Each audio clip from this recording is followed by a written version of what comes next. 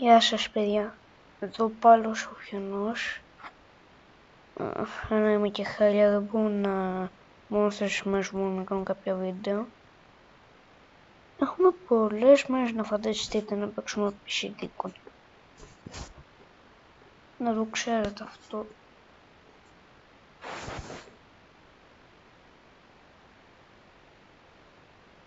Νομίζω το έπαιζα, πού μπορεί να είναι. Παιδιά, είναι λίγο περίεργο αυτό το πράγμα. Sorry ρε παιδιά που καθιστάω τώρα το παιχνίδι. Αλλά δεν μπορεί να μην το βρίσκω τώρα. Να είναι κάπου... να έχει πεταξίδι λογικά που στο πήγε. Αφού μέρες το έπαιζα το που πήγε, δεν είναι... Έχασα όλα τα αρχεία.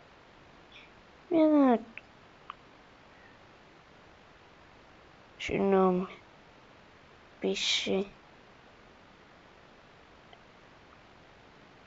Επειδή δεν είναι δυνατόν αυτό το πράγμα τώρα.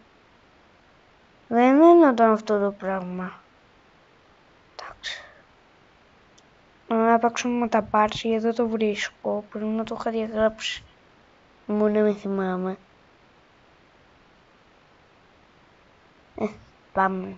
Sorry παιδιά που καθυστέρησα, απλά το έπαιζα και δεν το βρίσκω τώρα γάμοτα και γι' αυτό είναι το θέμα. Μισό λεπτό. Πάμε λίγο.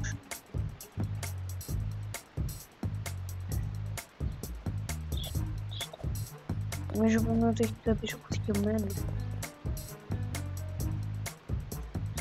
Ναι. Είχα κάποιος αποθηκευμένο. Αποκλέτης τα έχει να είναι εκεί. Γιατί έχω κάτι.